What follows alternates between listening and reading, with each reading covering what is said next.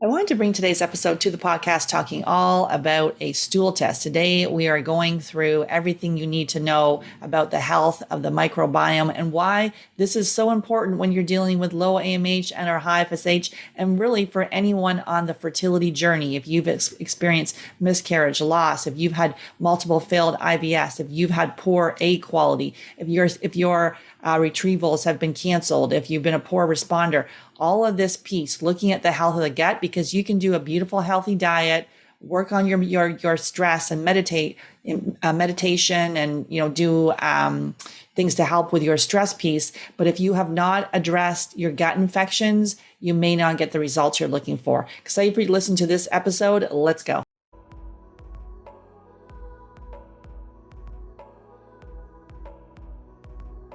Hey, Katie, excited to have you back on the podcast.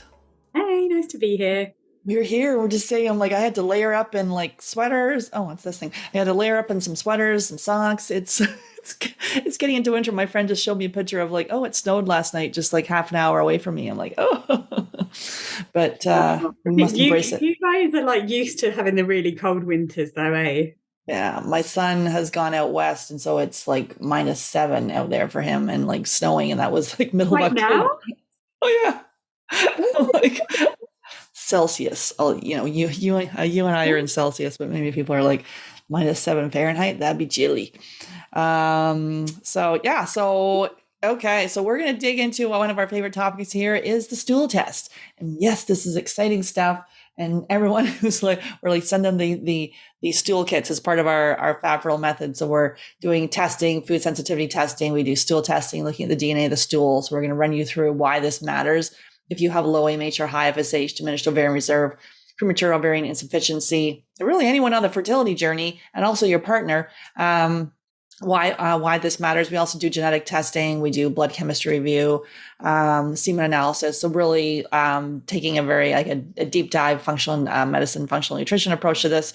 So today we're talking about the stool test, and I don't think many people are like, ooh, I don't really want to go and do the stool test, but you suck it up. You use the gloves they include in the kit, and you just move on and you send it out, and it comes back with amazing information that's going to help you on your fertility journey. So sometimes people get a little squeamish about it, but you just really don't even think about it. You move on, and then you get the protocol to help address what is going on in here. So let's talk about first though.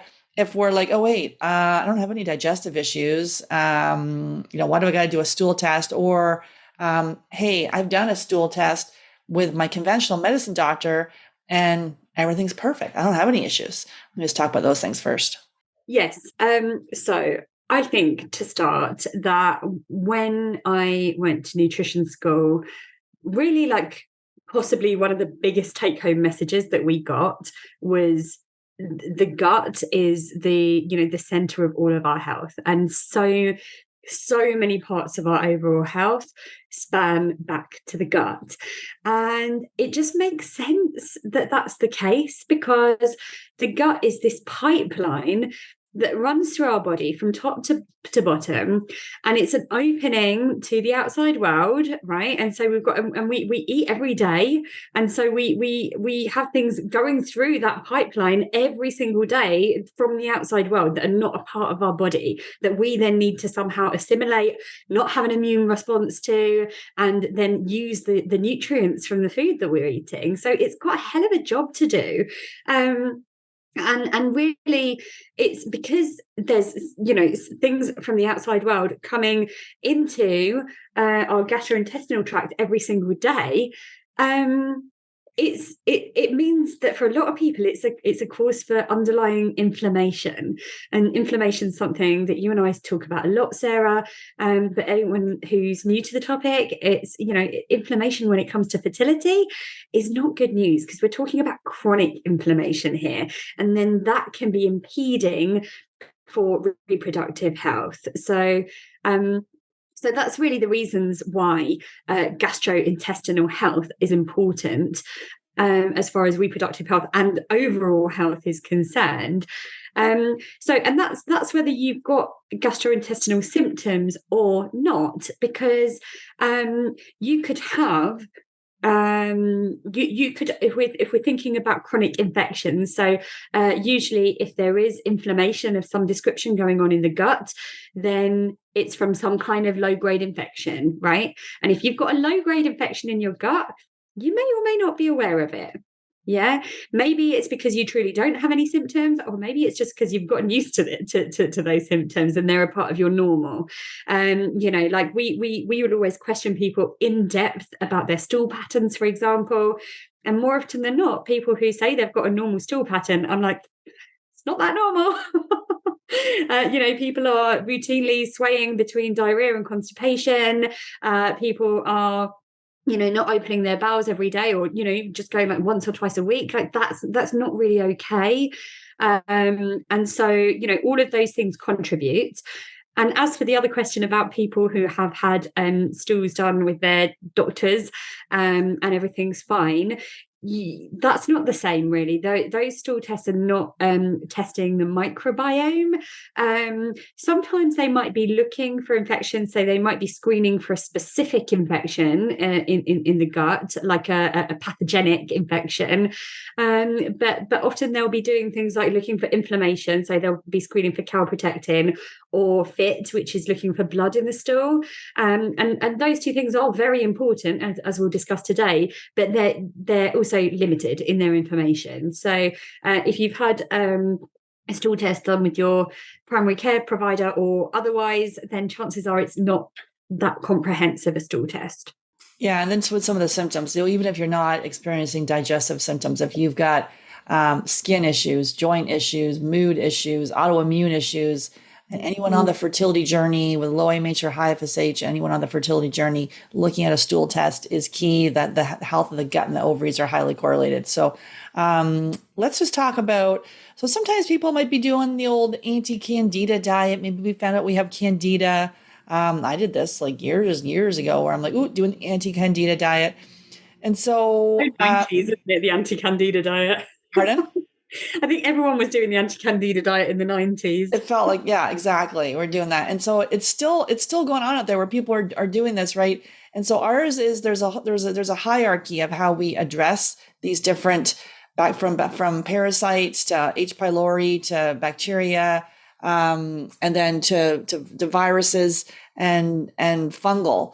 And so sometimes we do the anti-candida diet, it starves it out, it goes into hiding, we never actually address it. And so it is a hierarchy of how we address it. Can you just kind of talk about like what people are getting wrong on that anti-candida piece?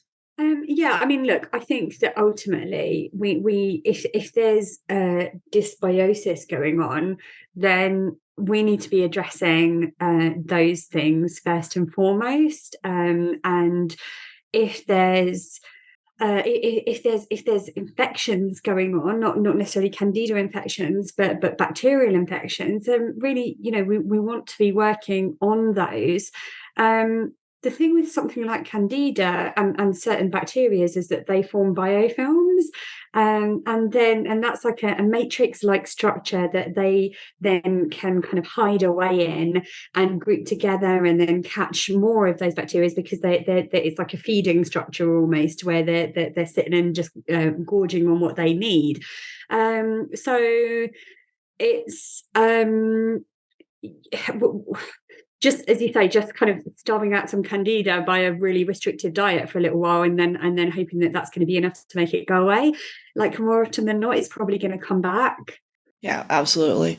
Okay, so let's just talk about. So basically, we're going to take you through this GI map stool test, which is the one that we like. It looks at the DNA of the stool. It's our favorite test. We don't have any kind of affiliation with any of the labs. We select the test that we feel is the best in the market at the time. So right now, we're recording this. We like the GI map test, and many times people will go off and do a GI map test, and then they try to interpret by themselves, or they're just doing the GI map test by itself. So we always start off with we do stool test. So we do the stool testing. We do genetic testing, different from the genetic testing you're doing at the fertility clinic, looking at your FSH, your thyroid, your methylation pathways, your glucose. And then we also do the elimination diet along with the food sensitivity testing to tweak it. And then we have other tests that we go along the way. We love the biochemical, and I talked a lot about this on the podcast, but also equally important, the mental emotional side of things and the chronic stress. We talked about, is it actually menopause or is it your adrenals that are tanking out, which then, and stress can then lead to leaky gut. So you become, intolerant to all your favorite foods. And then your gut, there's, maybe you took a whole bunch of antibiotics to begin with, maybe you're on the birth control pill. Maybe that's why now you got some gut infections. So we meet as a clinical mastermind weekly to discuss cases. And the next one we always see is H. pylori. And this one can be passed back and forth via saliva to your partner, even if you're like making out with your dog.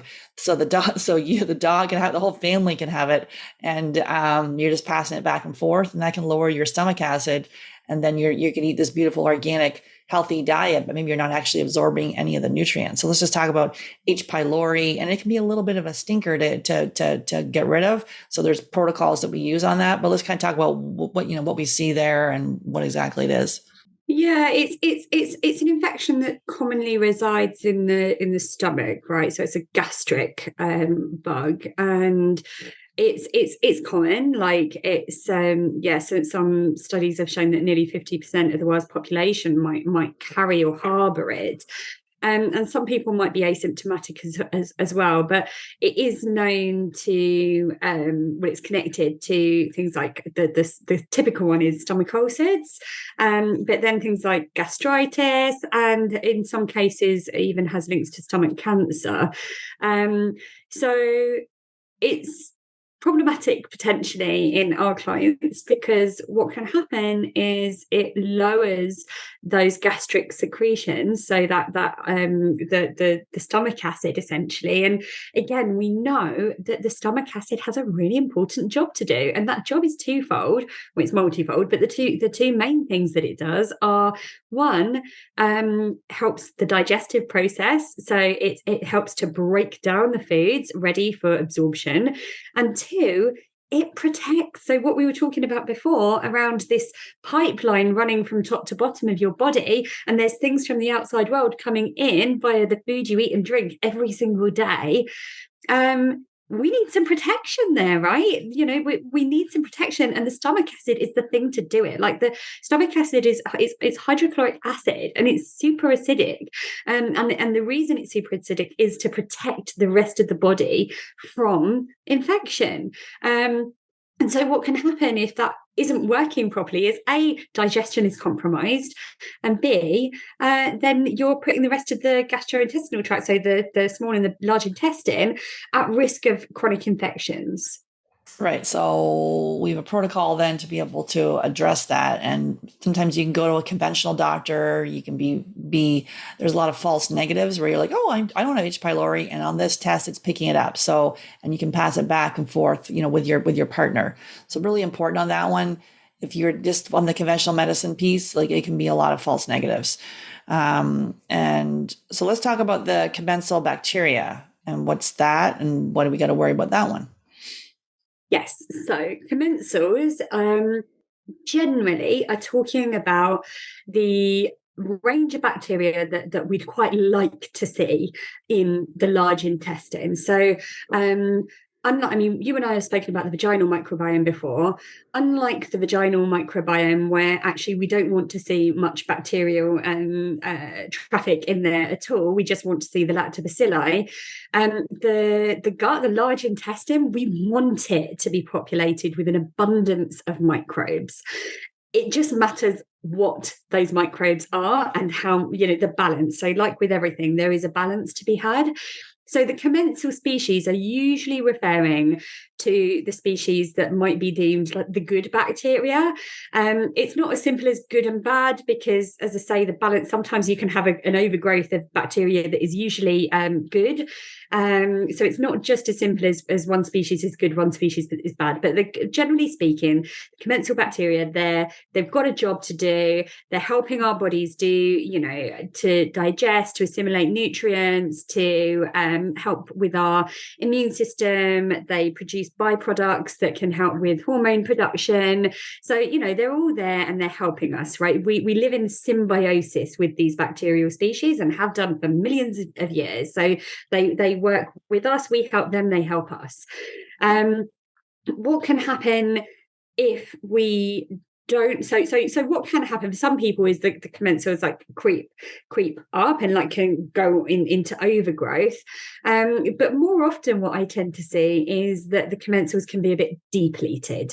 And when the commensals are depleted, either because there's not enough of certain keynote species, or there's an imbalance, or there's some, we call them missing microbes. So there are some species that we do like to be there, and a classic one that I see missing is Akkermansia. That means then essentially there's gaps. So all of these bacteria are colonizing the gut lining, so the wall of the gut, and every time if there's gaps in that gut wall because the colonization is depleted, then it can make space. It can make space for opportunistic bacteria to creep in.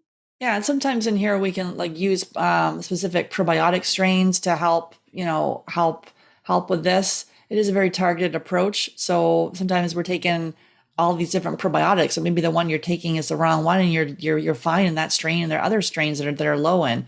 So it is a targeted side of things. Just got another question we'll kind of talk about. A lot of people are like, "Oop, got small intestinal bacterial overgrowth, dealing with SIBO." And our approach is we don't hit the SIBO head on. When we start to address all these gut infections, then the SIBO will resolve itself. And so there's you do the Candida by itself and you're not going to get the results you want. You do the SIBO by itself and you're going to waste a lot of time. So just talk about that a little bit as we move along. Yeah, so I think that typically speaking,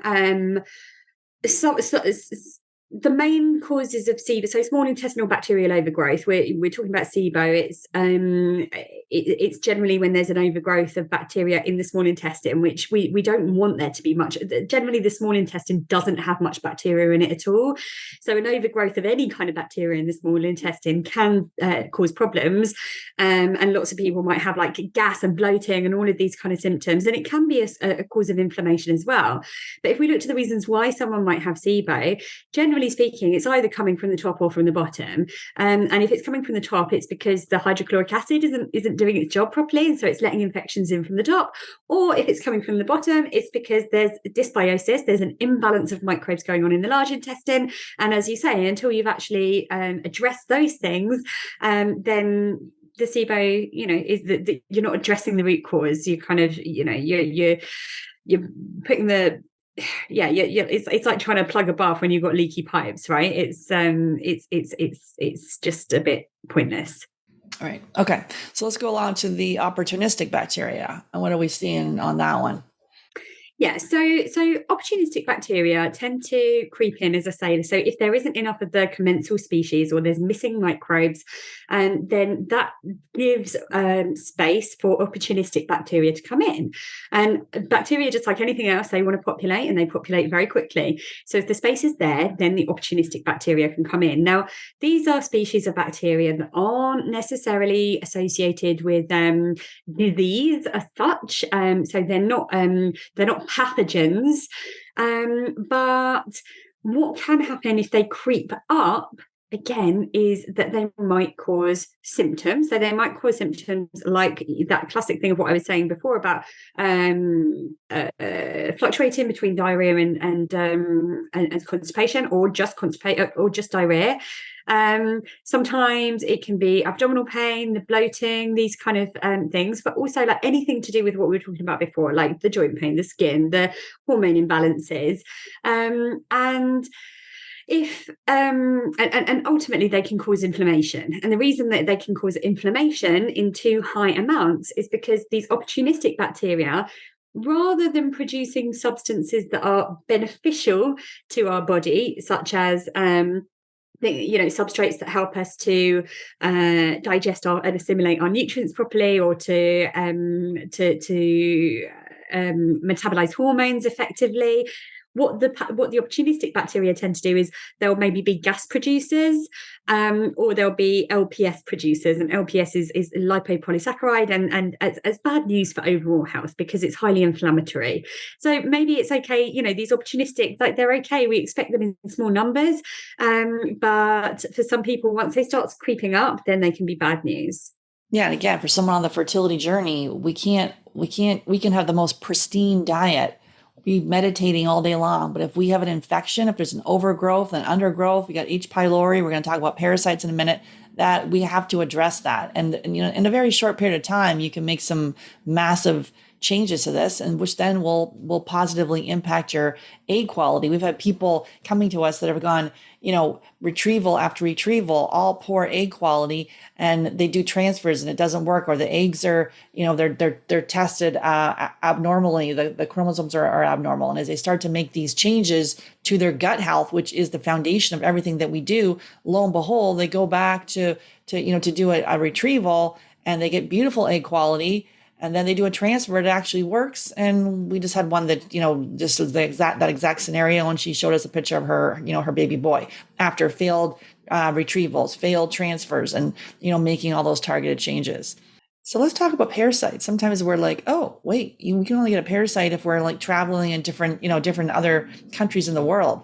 Whereas, like we were talking about, if your dog's licking the puddle and then coming back to lick you, we can maybe get a parasite from there, and also from other, all kinds of other different places. So let's talk about some of the parasites that we're seeing, maybe some of the more common ones, and our approach there.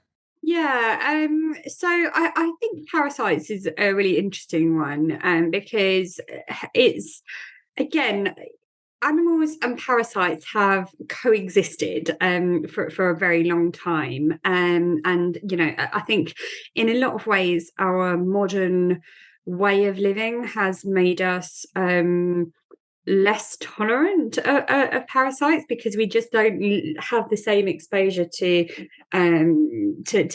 dirt that we used to, and so we're a bit more sensitive to them nowadays. That being said, there are some really nasty parasites around. Parasites, they can exist within us. They parasites are things that they need a host, and essentially they leech from that host, right? That's essentially what they do. Some are more problematic than others. I'd say, one that's coming up at the moment in infections, and is certainly causing some big conversations here in the UK, is the blastocystis hominis, and actually we're kind of, the information on that is changing slightly now. Like we used to say, let's blast it, let's blast the blasto, but there is like some research coming in now that suggests that, like, in some people it's even helpful. So I think that with blastocysts, we need to, I would always assess it based on an individual need, like what is this person's symptoms doing, right? Because if you are getting the parasitic symptoms of especially like the loose stools or the diarrhea or any kind of abdominal pain, then chances are like it's not good news for you. But then, there are other pathogens as well, like Giardia, and I never know how to pronounce the the parasites very well. They're always a bit difficult to pronounce. But Giardia is one that I would always be a bit more wary of, I guess, and you can be asymptomatic, but again, it can be linked to the diarrhea, and sometimes even like that kind of immune, like that kind of itchy almost immune response, like the hives and those kind of things. So it's like those are all signs that your immune system is on hyper alert. Yeah, and so if we've got like a blasto or giardia, like many times if you take that to a conventional doctor, they're going to give you an anti-parasitic. And we're not with functional nutrition, functional medicine, we're not opposed to that, but there's other ways to address it in a low and slow approach. It is very personalized, and we have a medical case reviewer as part of our team. And sometimes they say, look, that's just too strong of where it is, and they need to do an anti-parasitic, or based on budget, or it's a very personalized approach that we do that. Just bear in mind when we do the conventional approach to this, it's like an atomic bomb going off in the body. So then, like we talked about, those commensal bacteria, you're gonna destroy all the bad as well as the good. So the repair stage takes longer. So people are like, woohoo, could do this in 2 weeks instead of doing a protocol for a couple months. But there's repercussions to that. And yeah, we also see like the blasto alongside the Hashimoto's. So we've seen many people with low AMH and high FSH coming in with multiple parasites. So 3, 4 parasites. And in a very short period of time, I'm thinking of one where her AMH was 0.08, and we found she had 4 parasites and non-celiac gluten sensitivity and a lot of stress with her adrenals. She was like type A, working till 10 at night. And she was pregnant within 4 months after we addressed these, did a protocol with her and addressed these parasites. And lo and behold, the body's like, woo, I'm not under attack anymore. I can procreate. Yeah. So we need to do something about it. Yeah, absolutely. And I think that it's, if you're seeing a situation where I think the key thing with the GI map and any test is that you would never just take one component of that test and say, right, we're going to go in guns blazing. You'd always map it out. And if someone's got multiple parasites and dysbiosis, and all of these things going on, then it's like, that's a sure sign that we need to work on that, right? There's a lot going on. And usually these imbalances do come in cascades. So let's talk about viruses. So Epstein-Barr virus is a one we see a lot. So it can affect 90 to 95% of the population. And so we can see that it may be positive on there. So let's talk about what that means and sort of an approach there.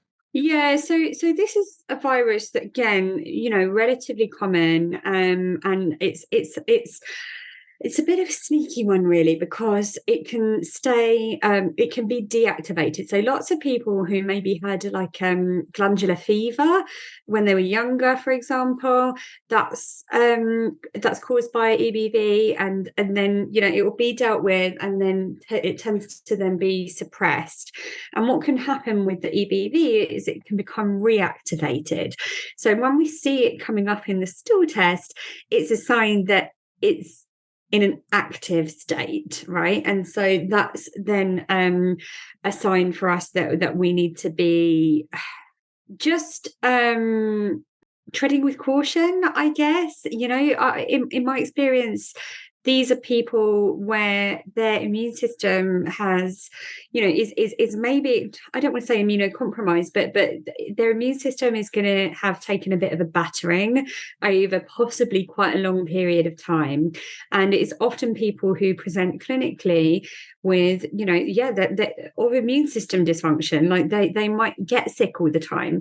But a typical one is energy, like really, really low energy, and then hormone imbalances that come as a result of that. So, we need to kind of treat these with kindness. Like we don't tend to go in guns blazing with those kind of presentations, but then it's really like, how can we support this person's immune system, right? And we'd often use a really nutritive approach to be doing that, and just taking it into account. Yeah, and it might be associated with rheumatoid arthritis, lupus, multiple sclerosis. All of the autoimmune. Yeah, autoimmune thyroid. And we see this with low AMH and high FSH with these autoimmune issues present in conjunction. And people are like, "Ooh, I've gone to IVF," and no one said to even do anything about the autoimmune issue, which is just poor advice. You need to address it. So let's talk about yeast and fungal overgrowth. So we see that a lot where people have got some fungal stuff going on. I certainly did for years.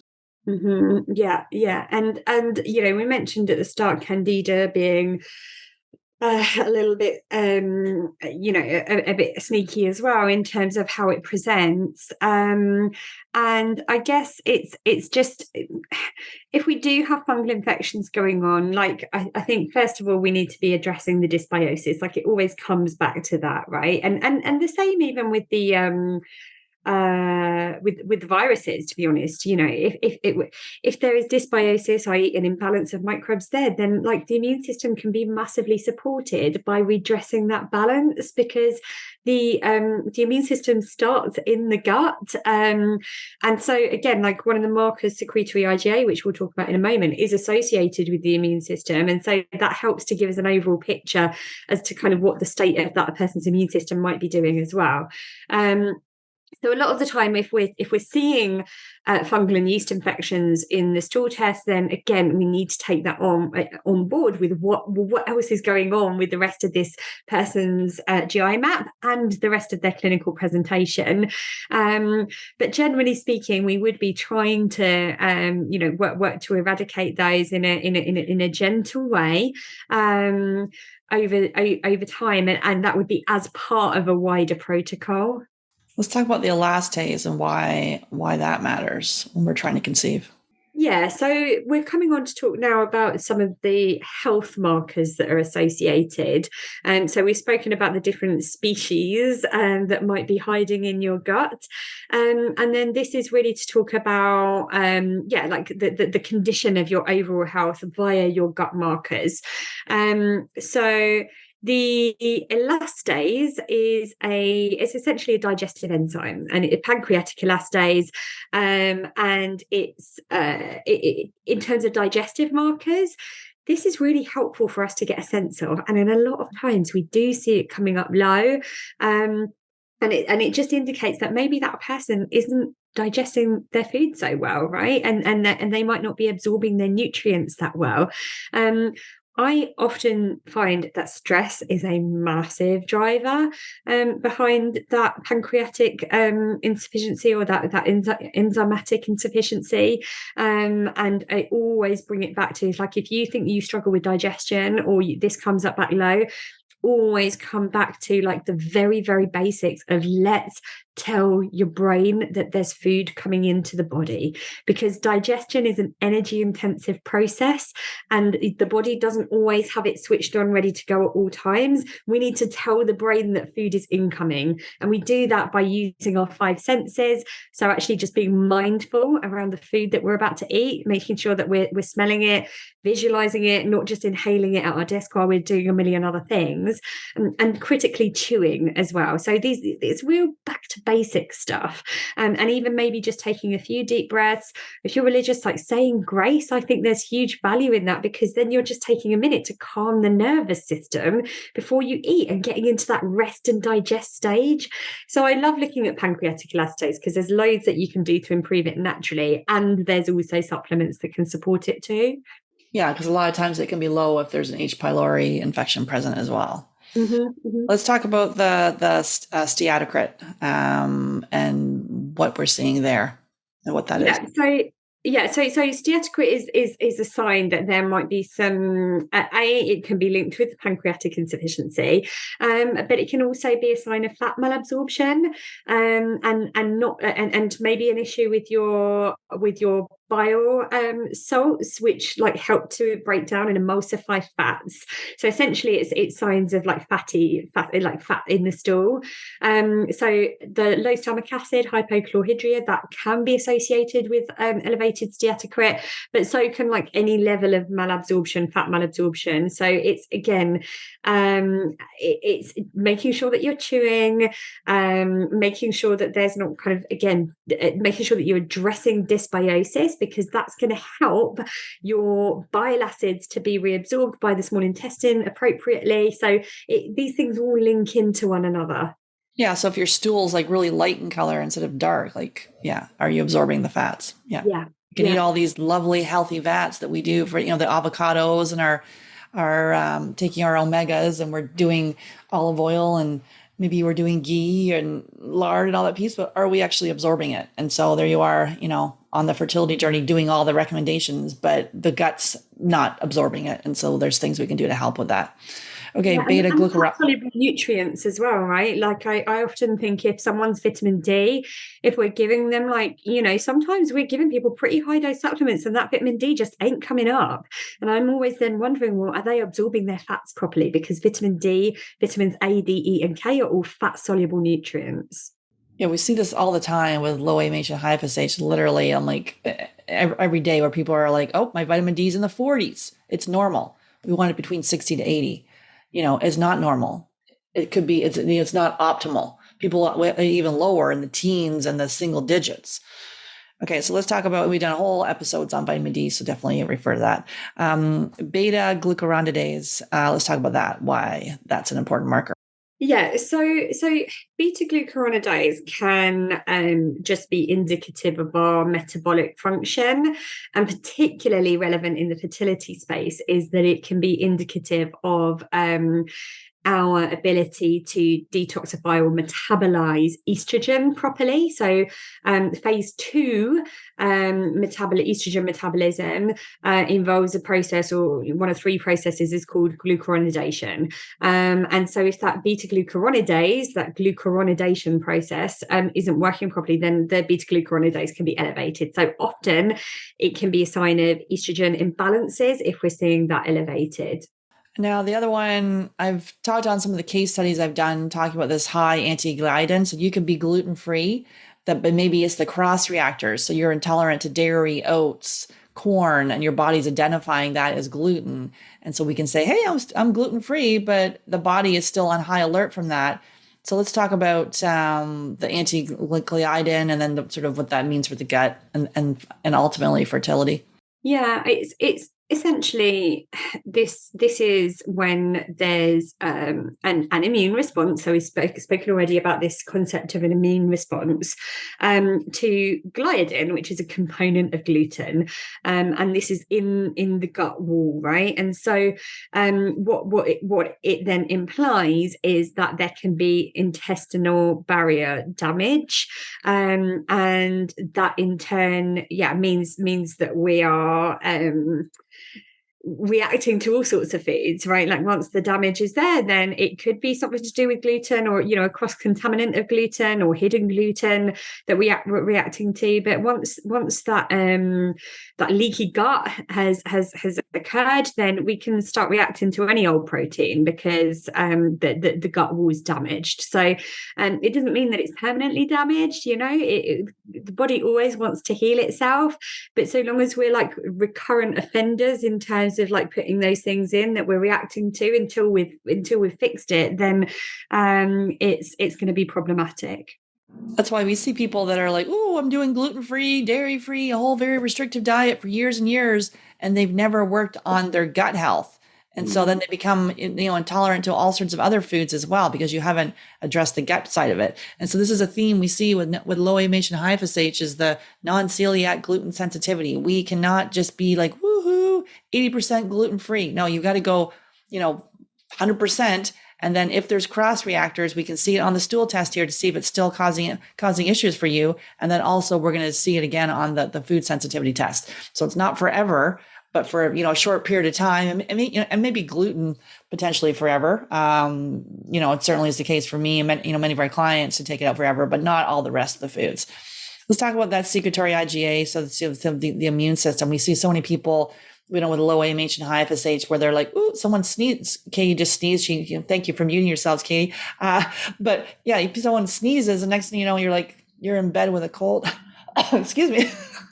You're in bed with a cold or the flu, and someone else is totally fine, but you're around someone and you catch everything going because your immune system, from potentially going through multiple failed IVFs, miscarriage, loss, all this stress of this journey, and your immune system is struggling. So what are we seeing there? Yeah, and we do, in terms of looking at the underlying causes of fertility issues, there are lots of different avenues that we might be exploring with people, and the immune system is one of them, to more or less of a degree. In the more general sense, it's because the immune system is linked to, so any kind of inflammatory response is an immune system response. Okay, and so if we have elevated inflammation over a long period of time due to a whole variety of factors, including dysbiosis in the gut, then that is problematic for the immune system. And then other people have then developed this hyperreactive immune system. And of course, the immune system is implicated in pregnancy because the immune system needs to be modulated and sensitive enough to recognize that a foreign body, i.e., an embryo or a fetus, is not there, it is not a threat. And so our immune system has to be sensitive enough to know that. And so it's, we really need to be working with the immune system in any kind of fertility support. And the secretory IgA is a really nice example of how this is operating. The immune system is complicated, and please don't think that the secretory IgA is like the be all and end all when it comes to the immune system, but it is the first step. And secretory IgA is almost the first line of defense for your body's innate immune system. And so if we see it low, and we often do see it low, it can be an indicator that, there might be some sort of chronic immune system going on, chronic immune system strain going on, where things then are start to be suppressed. And then it's and then we can be letting in other things and letting the inflammation creep up, or letting autoimmune conditions creep in, and it's a big problem, right? These then have repercussions for reproductive health, and any kind of secretory IgA is super sensitive, so it can be linked to chronic stress, it can be linked to dysbiosis, it can be linked to exposure to foods that we've become sensitive to, it can be linked to medications. So any kind of stressor on the body can put that secretory IgA under strain. So yes, I'm always thinking about helping and building up the immune system and resensitizing it, but I'm also just thinking about that person's stress. And really like giving that nurturing support. And then conversely, sometimes we see it elevated as well. So like with anything, it's not like higher is better. We want it to be in balance. And if the secretory IgA in the stools is high, this can mean that the immune system is on overdrive, right? It's on hyper alert. And again, it's the same thing, like underlying causes, the dysbiosis, the underlying infections, and the stress, the food sensitivities, all of these things can contribute to that being on high alert as well. So it can swing either way, really. And we want to give nurturing support to that immune system if we find that. Yeah, the next one is zonulin. So we see a lot of people that have intestinal permeability or leaky gut. And so if you are on antibiotics, obviously chronic stress, being on birth control, all of this piece can then predispose you to leaky gut. So then you end up you get a food sensitivity test, you're intolerant to all your favorite foods. Then that impacts the health of the gut. So we will always run that here. So let's just talk about why that's important. Yeah, I mean, this kind of overlaps with the anti-gliadin principles that we were talking about, right? It's zonulin is a protein, and usually if the zonulin is high, then it means that probably our gut wall is it has these junctions, right? And it's almost like fingers, so we call them villi, and those villi are connected by these tight junctions. And when the zonulin is elevated, it can mean that there's been damage done to those junctions, which then means that foreign particles or larger particles can then float into the bloodstream, and then start to create an immune response because our body sees them as a threat. I'm trying to hide from the sun. It's coming in. Okay, calprotectin. Let's talk about that one and why that would be important to look at. Yeah, so calprotectin would often be elevated when, this is one of those ones where that would be done in a conventional stool test. So typically calprotectin is a marker of localized inflammation in the gut. So again, it's coming back to this, I feel like a broken record here, but it's coming back to that inflammatory piece. And If it's elevated, then again, it means that there is some inflammation going on in the gut, and we need to try and find out what the culprit is. And it could be that it's because of food sensitivities. It can also be because there's dysbiosis going on, right? A lot of those opportunistic bacteria that we spoke about before, they can produce inflammatory byproducts, and so it's often the case that if there's inflammation or H. pylori or any of the things that we've spoken about, they can all be connected to calprotectin being elevated. Yeah, sometimes people are worried, when we have low AMH or high FSH, diminished ovarian reserve, premature ovarian insufficiency, we're like, oh, there's nothing we can do. And although if you get your stool test done and it comes back, there's a bunch of things that can be like potentially intimidating, or you might feel overwhelmed or a little bit scary. It can also be super empowering. So be able to, to be able to reframe this. So you can there's steps you can take. And that's why we love the functional medicine, functional nutrition approach. There's things we can do. We don't need to sit back and just think that IVF is our only option. We're pro health. You've got to get the food sensitivities, the health of your gut microbiome, are you doing the right diet that's right for you, and looking at your genetics piece, and then being able to support that. So it's all a very targeted approach. And then looking at your blood chemistry. For you, like, people have been told things are normal, but if they were normal, you'd already be pregnant. So are they optimal? What's been missed? So we're going to develop a protocol. Typically it's low and slow, be able to eliminate, eradicate, and then nourish and start to repair all of that piece. Anything you want to say kind of about our approach there, Katie? Yeah, I think it's really just to say that this is a point where usually after a stool test, especially if there's a lot going on in the gut, then it might be that we do develop quite a robust protocol for you for the interim, right? It's not forever. It's because we've got some really targeted work to do, and we'll usually do that in phases, and often it will be about it will be a combination of, if we need to do any wiping out, then we might be using herbs or other formulas to help to clear out any infections that we're finding, and then there's rebuilding, there's repopulating. And often we'll be thinking about sometimes probiotics and also prebiotics to help feed those commensals, the good microbes that we want to be there. Then it might be that we're giving some like immune system support, or support for that mucosal barrier to really help with those that secretory IgA and the mucosal membranes. It might be then that we're working on actual gut barrier, like the physiological support for that. If there's a possible damage to the gut lining, then we'll be giving you the nutrients that your body needs to help to repair that naturally. So there's stages to these protocols. Sometimes a gut protocol can feel a bit beastly and a bit intimidating, but it's there. If you've had a gut protocol developed by someone who knows what they're talking about, then it's going to be with good reason. Right. And it's I've gone to practitioners before where it's like years of all these supplements. Like, obviously there's going to be some foundational supplements. There's about 5 or 6 of those, from a probiotic to a magnesium, omega, CoQ10,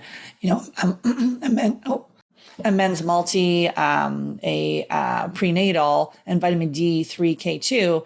But the other ones, is there specific strains of probiotics you need? Do you need like adaptogens because you've got adrenal issues? Is there a gut infection and we need to address that? Is there, do you maybe have H. pylori, and we need to look at, things like maybe you need digestive enzymes to help.